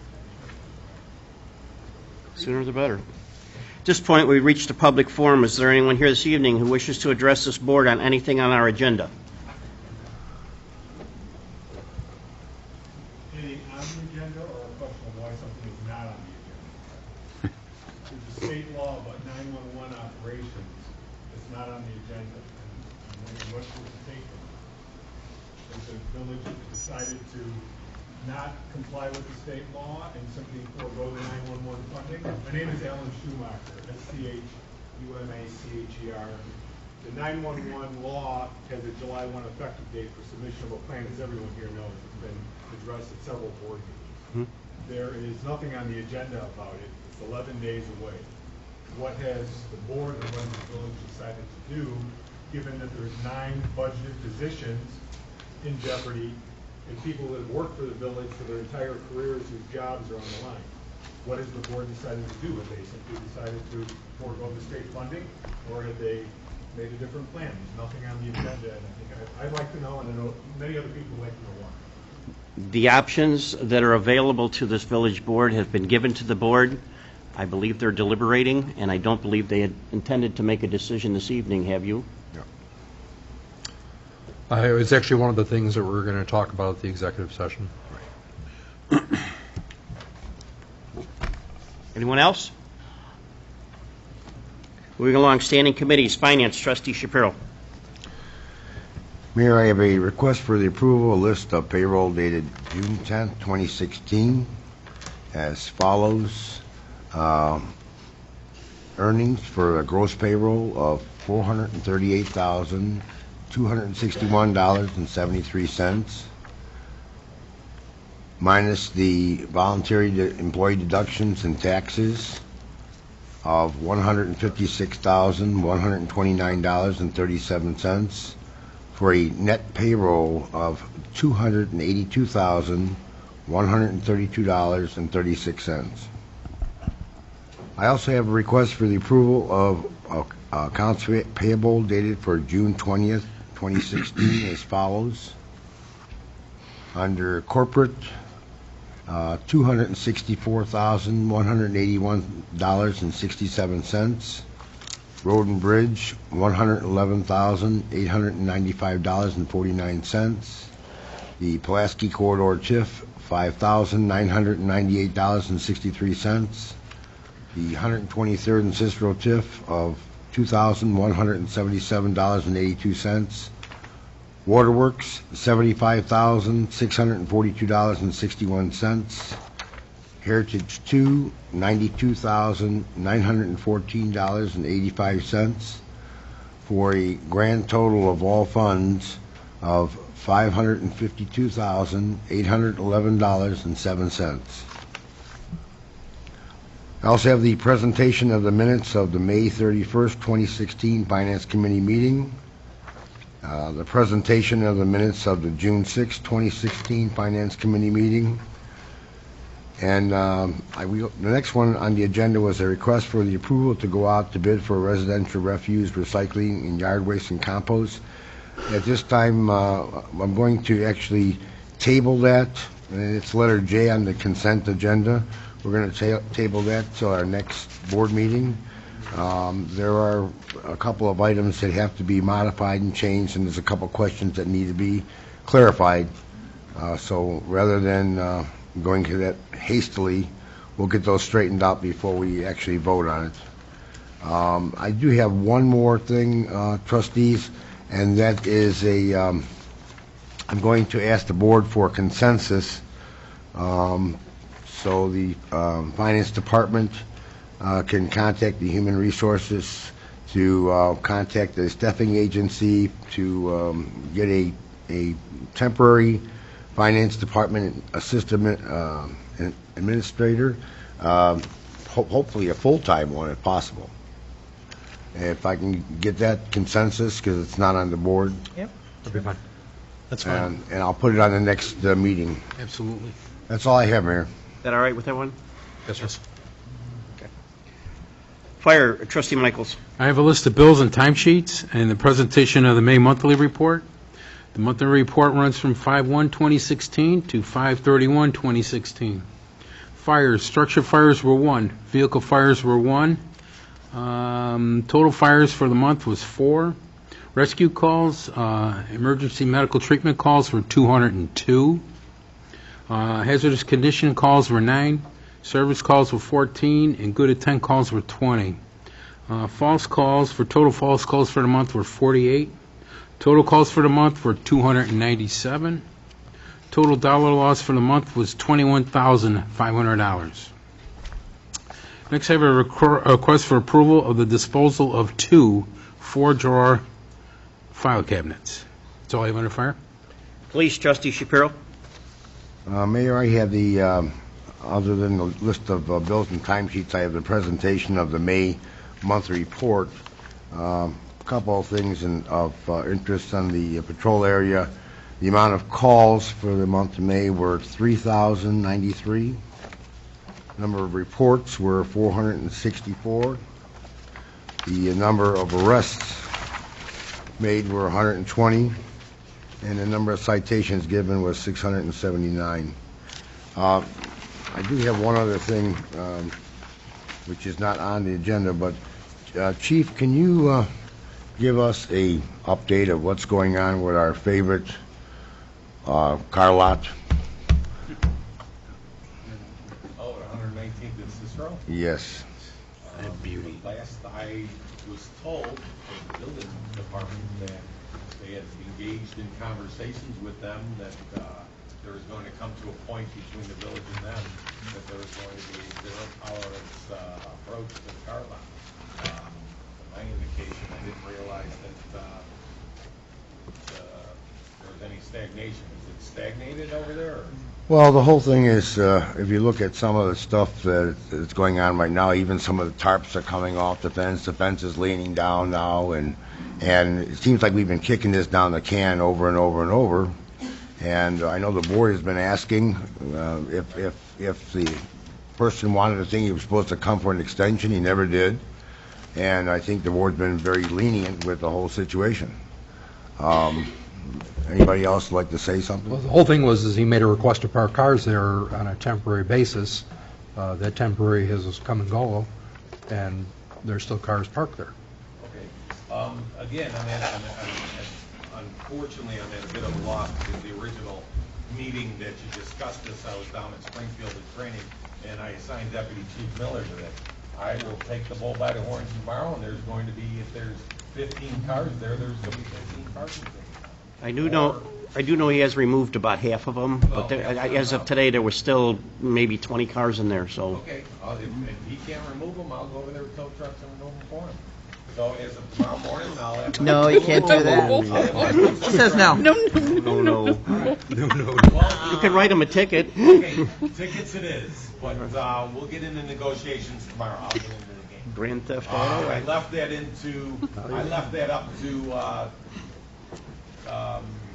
Building Inspector Sponberg. I will take it tomorrow. I'm assuming it's a zoning violation. It would seem to me that correct? that would certainly fall under the village's abandoned vehicle ordinance, and you could treat it as such, and we have that capability based on the ordinance. Upon notice, yeah. You can't just go over there and tow them, but they can, you could sticker them, yeah. Madam Attorney, we gave notice months ago. Well, I know, but you got to sticker, I'm sure there's a procedure for abandoned vehicles. I'm sure you have to sticker them and then. Listen, I'll get them out. Okay. Thanks. I've got to put them on my back. Thanks, Chief. We'll work, listen, I'm a diplomat. I'll work diplomatically to remove all of them tomorrow. Okay? That'll make you sleep better tonight. No tow truck. You're a miracle worker, too? Yeah. We'll handle it. Tomorrow. Public Works, Trustee Dwyer. By the end of the day, they should be out of there. I have a request for approval to issue a $32 refund to Kenneth Samuel for a vehicle sticker purchase for a vehicle they no longer own. I also have a presentation of the May monthly activity report, which includes multiple tasks that were performed throughout the village. Some of them are 1,037.32 total hours. We're doing street light overnight inspections, installing flag poles at Veterans Plaza, animal trapping, mailbox replacement for snow plow damaged street sweeping, prep the Public Works Hill for transfer bin construction, miscellaneous work orders, performing general garage and equipment maintenance, and administrative duties. And that's all I have under Public Works. Building, Trustee Michaels. I have a list of bills and timesheets. A request for approval to hold a benefit at the Sprinkler Fitters Hall at 11900 South Laramie Avenue on July 16, 2016 for TJ Strong. I have a request for approval to refund $150 for a duplicate payment of a contractor license. That's all I have. Excuse Sewer me. sewer and I'm water sorry. trust, I'm I sorry. had just a quick question. Trustee Michaels, I know you gave us an update a couple weeks ago on those two homes that were in terrible condition. Any updates on those yet? Still going through the court system as far as I know. Okay. I checked on the one today on 116th Street, and I can appreciate at least they're keeping the lawn cut in the front. I couldn't see in the back very well. There's a tall fence, and I went but that house is in terrible shape. Looks like the roof is getting ready to collapse on that thing, and it could be a safety concern pretty soon. Yeah, it's going through the courts as we speak. Okay, Is thanks. that one of the houses where we cut the grass? It's 116th Street, next to Miss Cardinal's house. They brought that to our attention. Okay. They didn't cut it, we cut it. Yeah, looks great. I can appreciate what we're doing then so far. Yeah, thanks. Sewer and water, trustee Giselle. Presentation of the employee timesheets, list of bills. That's all I have, Mayor. License, trustee Ryan. This summer, we have a large stack of contractor license applications and one new business application known as All in the Bag Incorporated. This business will be a reseller of packaged goods located at the Alsip flea market. I'm sorry, the Swaparama flea market. That's all we have. Planning and zoning, trustee Dwyer. I have no report, Mayor. You should vote for that consortium.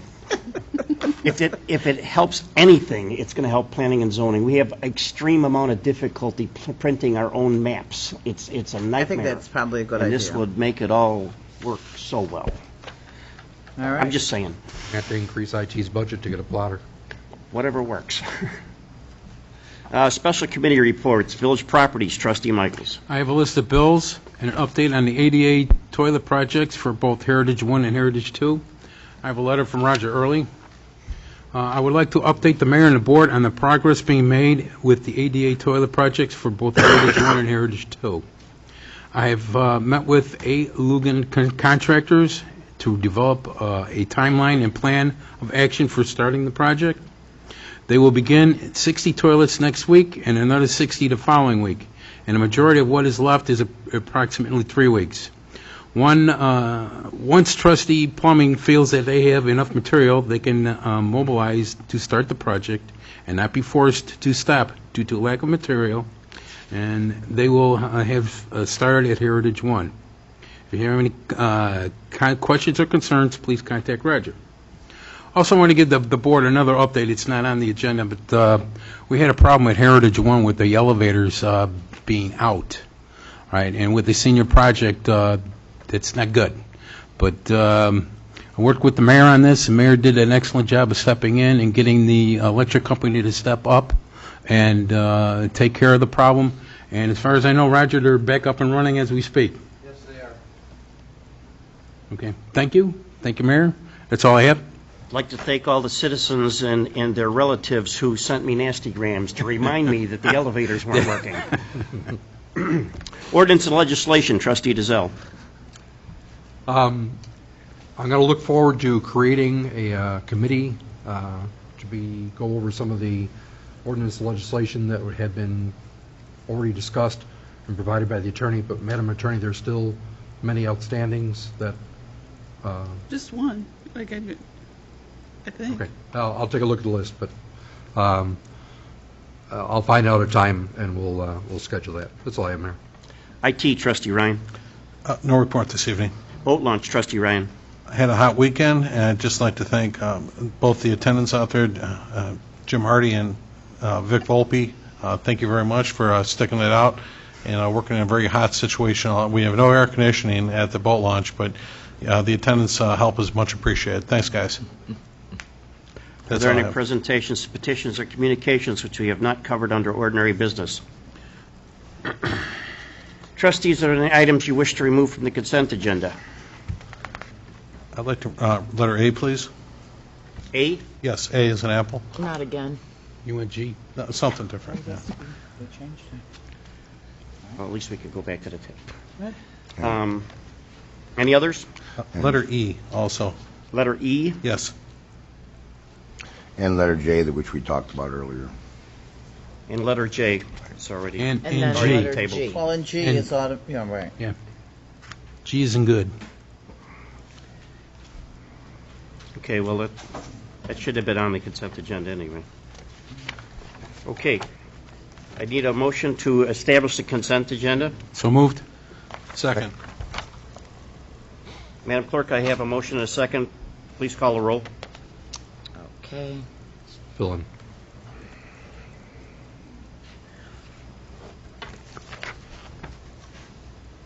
Can I read the items in?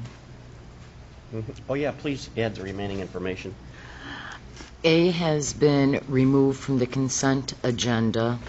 D should read $438,261.73.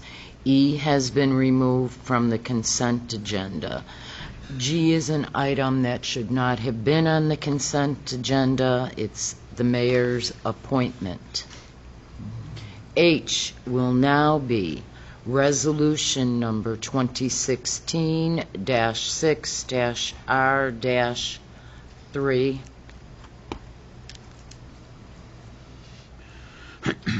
J has been removed from the consent agenda. Trustee Shapiro, you've tabled that to July 5th. Yes.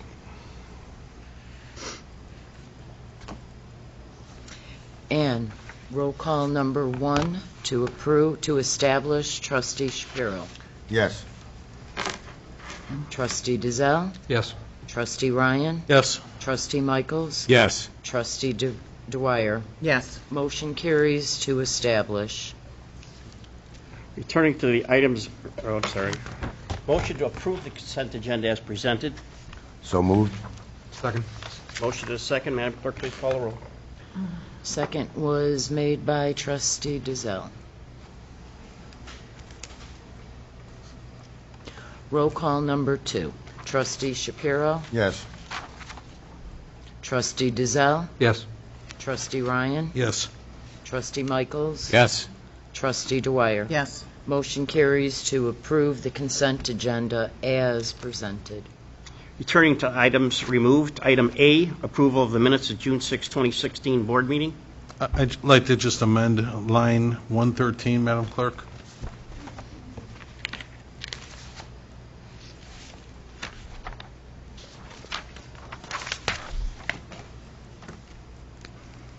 Okay. Just to be clear, line 112 says that Trustee Ryan asked that we consider a presentation by Red Flex so that the board can make an informed decision that should say safe speed. I did not refer to Red Flex for anything. Okay. Safe speed. Safe speed, yes.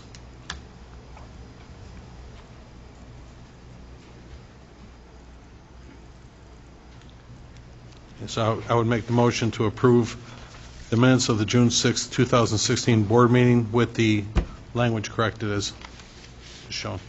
Second. A motion and a second. Madam Clerk, call the roll. Roll call number 3 to amend the minutes. Trustee Shapiro. Yes. Trustee Dizelle. Yes. Trustee Ryan. Yes. Trustee Michaels. Yes. Trustee Dwyer. Yes. Motion carries to amend line 113 of the minutes. Item E, approval of a list of accounts payable dated June 20th, 2016. Mayor, I pulled that, Mayor. I had a question. On the list of accounts payable, there was a couple for the attorney's bills for both January of 2016 and February of 2016. On both months, it's a given that we have a $1,000 retainer for each month, which is understood, but that leaves an unpaid balance then of $33,777. What are those bills for? And I know ordinarily we're a month behind with billing, but that's a few months out. What are those bills for? The general legal work, I do not have any idea why they weren't submitted when they were sent to you, because we send out our bills every month, so I don't know. That's what I'm saying. You had always said we were always a month behind, so I would assume we should be looking at April or May possibly. That is correct. Normally we would be. There's been some bills that the trustees had requested to go over. The trustees have now gone over those bills to make sure that those bills do not contain anything that the trustees, the village board had decided not to pay. And that those trustees have now looked through that and said these bills are clean of any directives of the board. So that's why they are delayed in payment. We're hoping, we've got a process down now that if there's anything further, that hopefully we don't get that far behind again. We've now established a process. Okay, so. It should be, January is a long period to have waited, and we like paying all of our vendors in a more timely basis, and we believe that.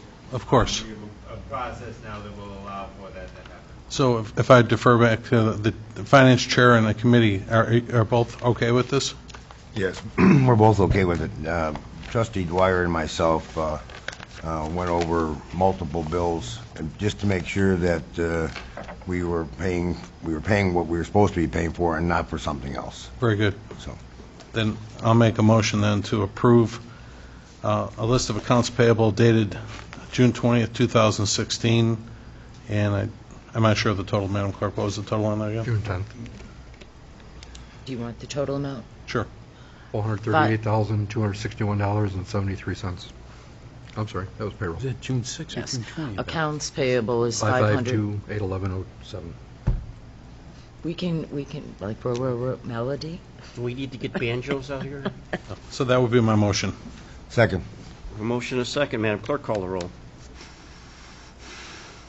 Roll call number 4 to approve counts payable dated June 20th, 2016. Trustee Shapiro? Yes. Trustee Dizelle? Yes. Trustee Ryan? Yes. Trustee Michaels? Yes. Trustee Dwyer? Yes. Motion carries. That was roll call number 4. Could we have the total for that? $552,811.07. G was removed. It shouldn't have been on there. J, approval to go out to bid for residential refuge was tabled till July 5th. Is there any unfinished business before the board? Can I ask you a question, Mayor? Is there any update on Jawa? I noticed that there's some bills for mileage. Yes, I attended a meeting. Still can't shut it down as much as we'd like to because of the lawsuits that are going on. I don't really have any other information about it. We just taking a wait and see. There's nothing we can do. The mayors can't. We did have a quorum, but the only thing on the agenda was being updated on the lawsuits. There's nothing else can be done. Can't shut it down. We can't move forward. We can't do anything. And there's no money even to pay the lawyers that are still appointed to that. So I don't know how what's is that going to be resolved? I mean, what is it, a Mexican standoff? I mean, you just keep waiting and That's waiting exactly and what waiting? it is.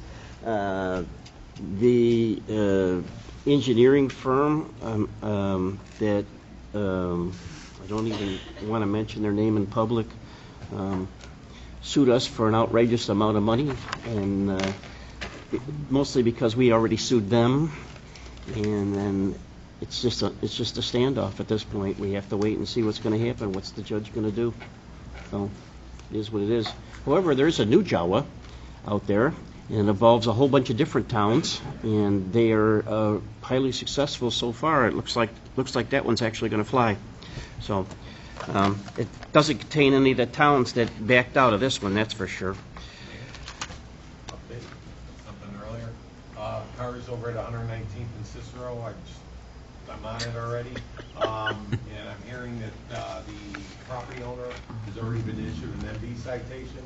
It's neither here nor there. I'll still be there first thing in the morning when I come in, and I'll be meeting the property owner over there to get him to comply with village ordinance. So, Great. But there is an MV citation already in the works with the property owner. Thanks, Chief. Good, so we'll have them in our court system. That'll be good. New business. I have one other question. Do we have any new developers for the Cicero project? I just heard maybe that My tongue is bleeding at this point, madam. Could we please not talk about this in public? Oh, okay. All right. What else did I want to ask you? I wanted to direct something I read in the newspaper to the police department. It says that all police departments are supposed to have this naloxone as of January 1st for heroin overdose and other overdoses. Do we presently have this? No. Is every department supposed to have it, every police department? There seems to be a debate. Some departments have it, some don't. And at this point, I think they covered it at the last Chiefs Association meeting about the distribution and training. And do the fire departments have it yet? Yes, they do.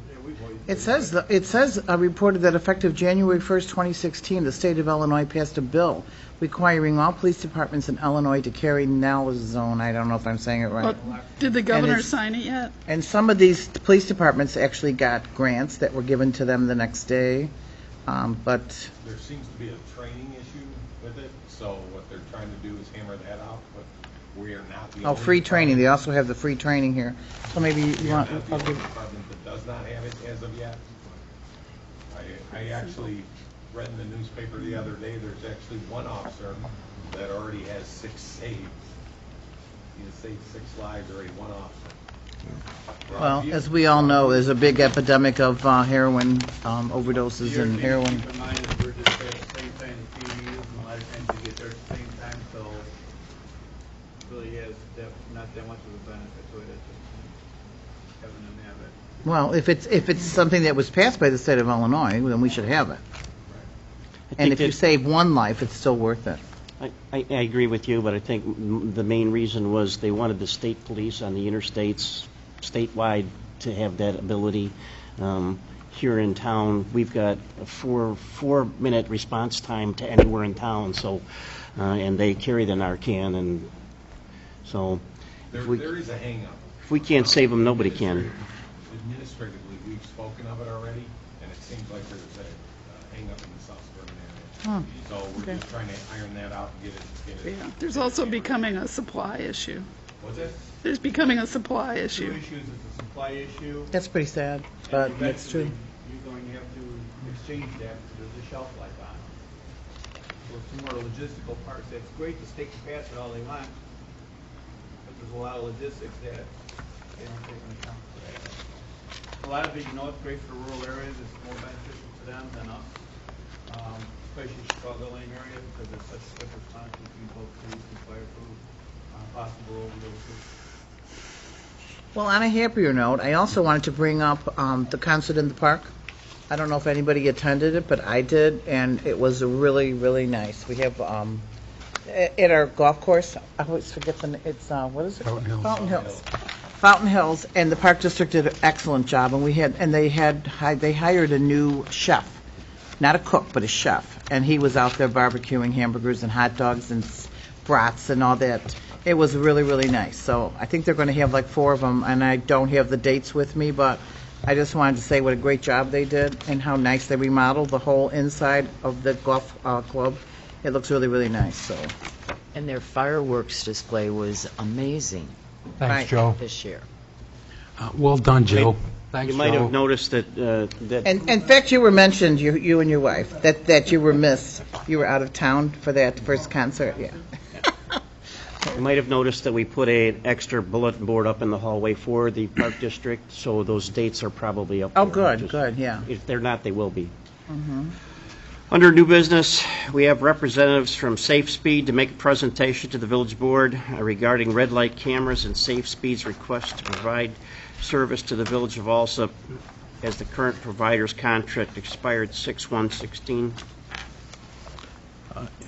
Mayor, yeah, we've asked some representatives here.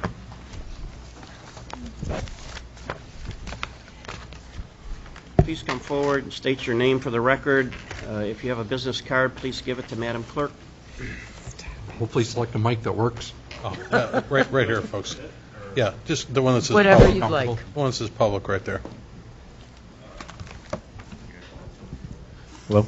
Omar Mani from SafeSpeed, first name O-M-A-R, last name M-A-A-N-I from SafeSpeed LLC. Good evening. My name is Nikki Zoller, and Omar Mani and I are partners in the business SafeSpeed. Our company provides automated enforcement for traffic safety programs, often referred to as red light running cameras. We're very excited for the opportunity to present to you this evening, and we thank you very much. Oftentimes, we too do presentations on the screen, or we bring in salespeople. But we know that you've had this program for several years, and so we did not want to take up your valuable time going over things that you already know. What we'd like to do this evening is just share with you a little bit about who we are, why we think we would make good partners with your community, how we partner with others around you. So if I may, I'd like to just start with a personal story. I think all of us know that when we talk about red light cameras, people say it's just for the revenue. Clearly there is a component that is revenue driven. But many years ago, well, several years ago, coming back home from Ravinia with my mother-in-law, who was 83 at the time, we were struck by two girls who were rushing to the hospital to see their father in an emergency room, and they ran a red light. When I came to, of course, I was concerned about my mother-in-law. I couldn't get to her because our doors had been smashed in, our lives saved by airbags. Fortunately, the EMTs crawled over us and into the car and pulled my mother-in-law out. I thought she was dead. They brought her back to life by compression on her heart. She had had a heart attack. So the question is, do I believe these programs are about revenue? No, I don't. Our company was built on the fact that we believe that these cameras can be used as tools to change driver behavior, just like we use traffic signals to change driver behavior. I don't know whether those girls would have run the red light if there had been cameras there or anything else. But I do know that these cameras impact our communities. They impact the way people drive and the whole 9 yards. So having said that, I'd like to share with you that we have been in Chicago, your neighbors, since 2007. We'd very much like for you to visit our offices. We are the only U.S., wholly owned U.S. company located in Chicago. We do business in your surrounding communities. We do business in Justice, Summit, Matheson, Evergreen Park, Oak Lawn. We have over 30 communities that we are currently contracted with that we work with. And one of the reasons that we are in so many communities in and throughout Illinois is because we are a neighbor. We see our communities as extended family. We're easy to get to. We are the people that innovate technology. So I'm sure you remember the days when everyone had flash, and all of the drivers said, I was blinded by the flash, I had to step on my brake, I almost hit someone in the back. Our company was the first to use infrared technologies, and everyone else followed. Our company is also the first and maybe the only company that has a business model where our customer will not find itself owing the vendor. Many companies are now trying to use the model that we use, but we've been to many communities where when we first got there, those communities owed the red light camera vendor. How is that possible? It's possible because those communities have been nickeled and dimed all the way to the bank. We only collect our fees when the tickets have been paid. Therefore, no community can ever be upside down with us.